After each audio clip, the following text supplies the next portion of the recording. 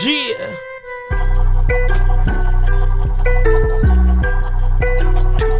Too dramatic.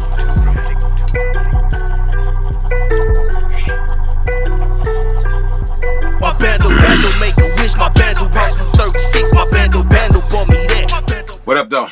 OG Kenny, O_G_Kenny at Retired from the Streets TV, and welcome to Thursday, right?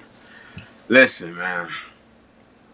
I recall, I was a big Tupac fan, like everybody else that grew up in the 90s, you know? And Tupac was a real big influence on how dudes start moving in the streets, for real, for real. I know a lot of dudes who really started getting that thug life tattoo, started wanting that nose piercing, the 2 earrings, wanted to carry a 38 special. Let me explain something. I had a 38 special. I'm going to tell y'all that story at another time because it's a long story about that 38 special. But at the time when I had it and Juice had came out, that was like one of the most popular guns you can get in the hood. If it wasn't a 9mm back then, it was a 38 special, for real, because Juice had made that popular. And them 9mm was just talked about with Spice One and all them boys, Nina Ross, and calling them that. So you got to think, this the 90s. It was wild, it was lit at the same time, because you got the backlash of the 80s. Like I've been saying, the backlash of the 80s with the flow of dope and all that. You feel what I'm saying? All that crack epidemic and all that. And what's crazy is talking about the crack epidemic in this story, and also talking about how Tupac influences this story at the same time is wild, because I'm at G.R. Cotton facility in Jackson, Michigan, and this is the late 90s, right? So 98, 99, I was there before they shot me to Virginia, and right after I got kicked out of Lakeland Correctional for going to segregation for the it was a weapon charge that got broke down to a dangerous contraband charge, right? So, and it was wild, because like I said in that episode about my first prison crush, listen, they took me to the hole. When they came and got me, they had the camera, they didn't cuff me, they walking me all crazy. It was wild. I'm like, damn, all this for a nail and push through a pop top. So anyway, watch that story if y'all want to like hear that whole story about how that happened, and how the CO that I thought had a crush on me did me bad. But right, boom, I'm at G.R. Cotton. It's the late 90s. Tupac had just been killed a few years before that, but his music was still very much relevant. So I'm in the unit, I'm in TD on the temp side. If y'all have been to Cotton, I don't know how Cotton is now, because I haven't been there since then. But if they still got TD, or what they call the temp unit, on the D unit on the temp side, right? So I was in that unit, and I had an old head that had been down a long ass time. He had been down since the late 70s, early 80s, something like that, right? And this is my brother man, meaning that we rode up under the same banner. We both was Melanic Muslims, and he was seasoned. He was a veteran, and he was funny as hell. And I loved talking to him. He had funny ass stories from Saginaw. My brother McGee X, his name was William McGee. He passed since then. If I can find a picture online or something, I'll pull it up and drop him in the video. But this dude number was 130931. I remember it by heart, because I had only seen a few numbers that old. Mr. Green, the murderous booty bandit who plotted on my buns, him, the dude, Mr. Brown, that was at the same facility with us at Lakeland. He had a old number, and my father had an old number. My father's number was 128572. I remember these numbers specifically because my grandma used to have me, my people used to have me pick numbers, because my cousin was lottery lady back in the projects. You know what I'm saying? She was the one facilitating the lotteries and whatnot. So I anywho, I'm talking to McGee X one day in the unit, and we used to always play. I used to call him Super. I'm gonna tell you what's so funny. I used to call this man Super because if you watch the PJs, the Eddie Murphy animated series about the projects, and you seen Super with the dude with the wild hair, that's how McGee X used to remind me, because he had braids, but when his hair wasn't braided, his hair was up in the air, and he had that little fat face like that character Super. I should put Super in that boy in the video. But anyway, I used to call him Super X, right? because of that. But he used to get on my nerve. Play too much. Ain't had no real teeth. He had them guns, but them shits was hard. He hit you with them guns, bite you. You talking about pain. I just want to fight this old man because he'd come out of nowhere doing that. Bite you on your shoulder, bite your arm. It's like, what is wrong with you, you old crazy mother? You feel me? But good dude, solid dude. And I don't remember if McGiggs had life in prison or just like a long, indeterminate sentence. Either way, one day we in the union, we talking, and I'm rapping Tupac. You feel me? What's the joint? Have you ever seen a crackhead? That's eternal fire. Why you got these kids' mind thinking that they're evil? What was that? The life we live as thugs on the Machiavelli album, right? Life of an Outlaw. So on that bad boy, I think that's the song, right? If I'm mistaken, get in the comment section and let me know. And if you haven't done so far, by all means, subscribe to the channel, like the comment if you like it.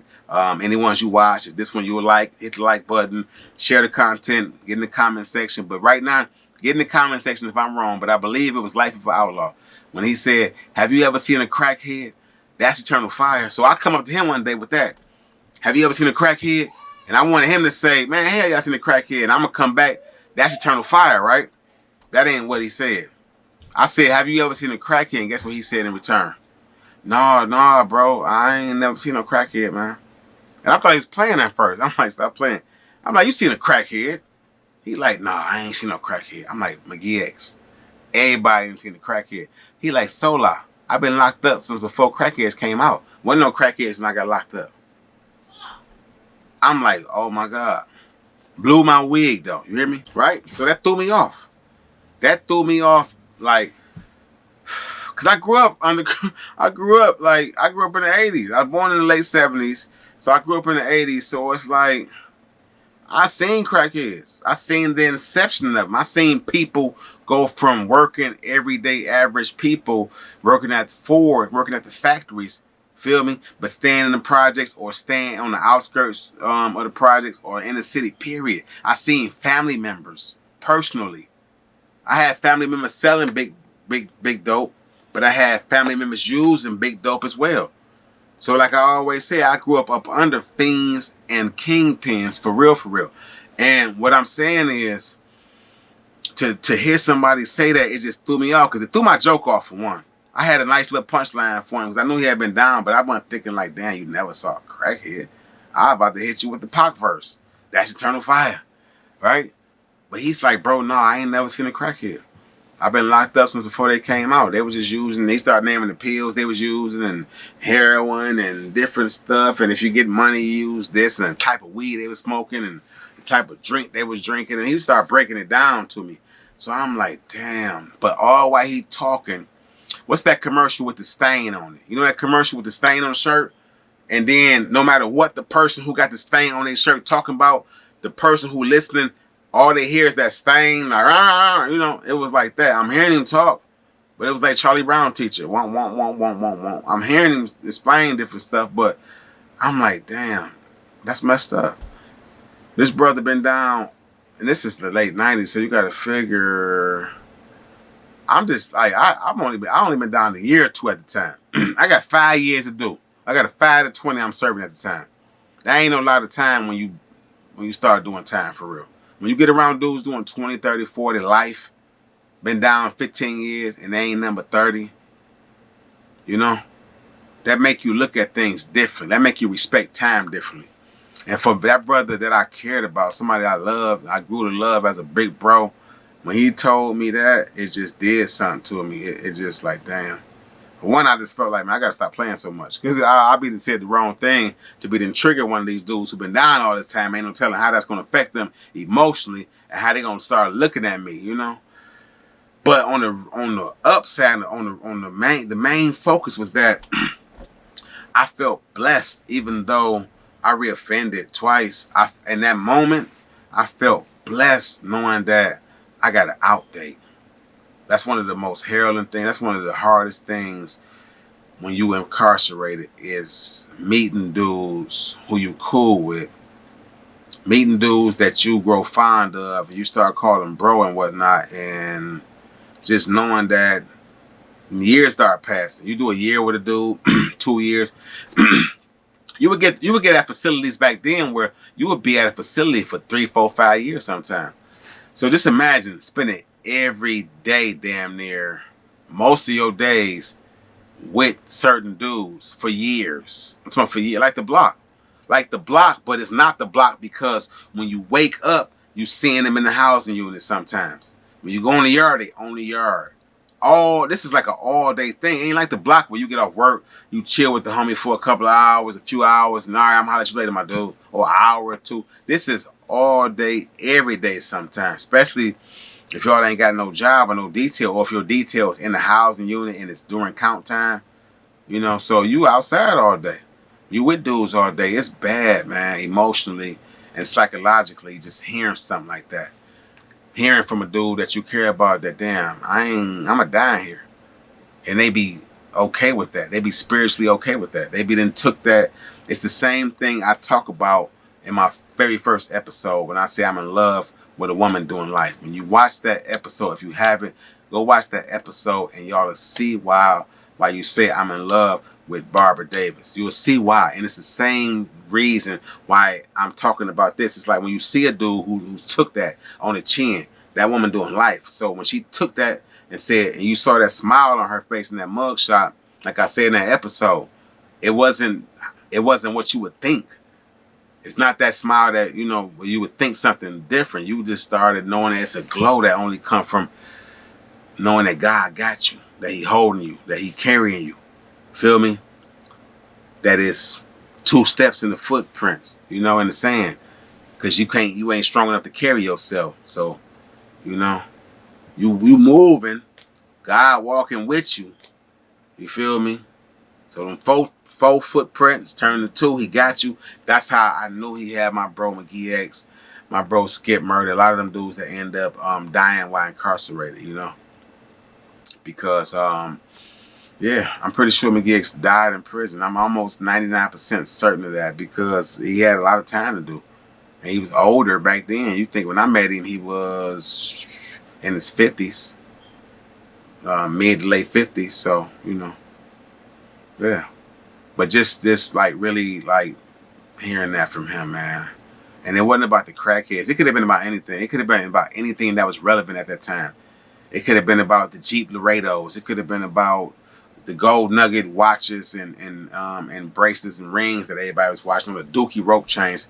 It could have been any of that, and he'd have said, I'd have been like, remember them Dookie rope chains? He'd be like, nah, I ain't never seen none of them. Like, what you mean? Everybody was wearing them.